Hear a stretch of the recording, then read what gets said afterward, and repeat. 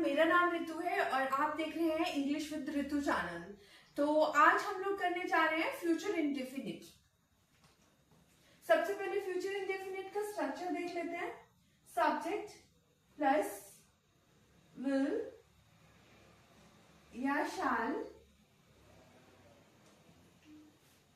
V1 verb का first form plus object. ये affirmative sentence है।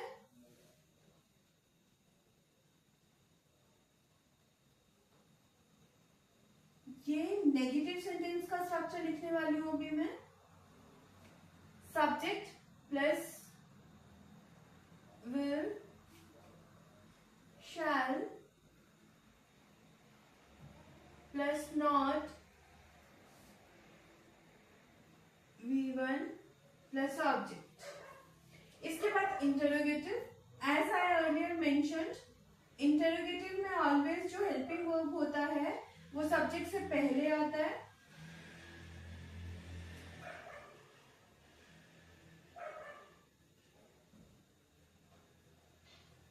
Will shall plus subject V1 and object in sign of interrogation.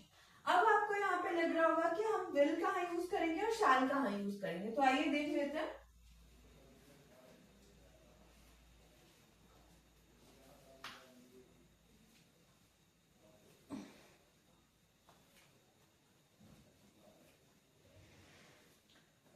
Will हम use करते हैं he, she, it and they के साथ। जब भी सेंटेंस में ये प्रोनाउंस एज सब्जेक्ट यूज होंगे तो नॉर्मल जनरली हम लोग विल यूज करते हैं इनके साथ, और शैल यूज होता है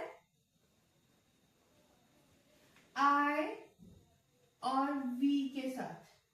ठीक है, पर ये वाइस वर्सा हो जाता है, मतलब I के साथ विल यूज होता है और V के साथ व्हेन इट्स कमांड।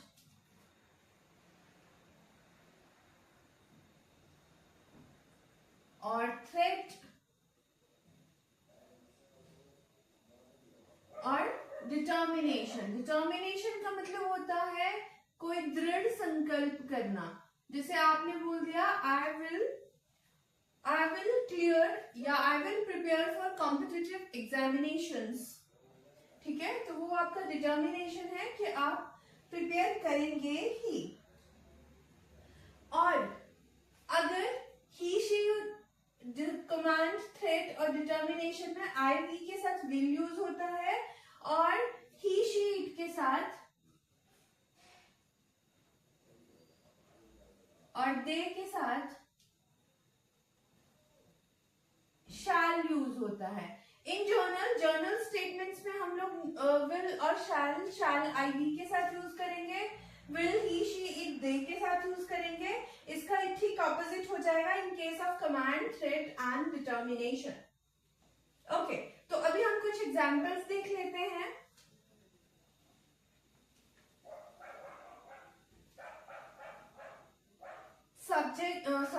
एग्जांपल्स देख लेते हैं। He will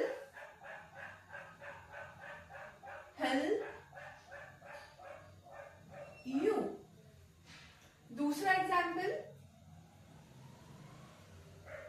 she will go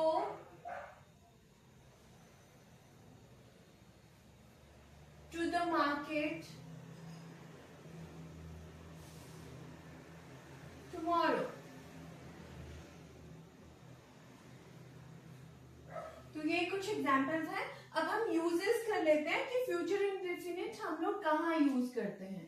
तो फर्स्ट तो हमारा यही यूज होता है कि अपकमिंग एक्शंस के लिए, फ्यूचर की एक्शंस के लिए हम लोग जो है वो फ्यूचर इंडेफिनिट का यूज करते हैं। जैसे एग्जांपल आपने ये देख लिया, या फिर आप ऐसा बोल सकते हैं कि आई शैल prepare for competitive examination, I shall go to the college tomorrow, I shall prepare worksheet for my college work. तो ये सारे सेंटेंस जो है वो फ्यूचर एक्शंस के लिए यूज हो रहे हैं, तो इसलिए हमें इसको फ्यूचर इंडेफिनिट में रखने की जरूरत है। अब सेकेंड यूज देख लेते हैं।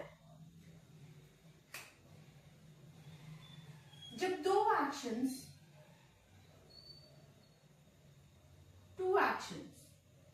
Action number 1 and action number 2,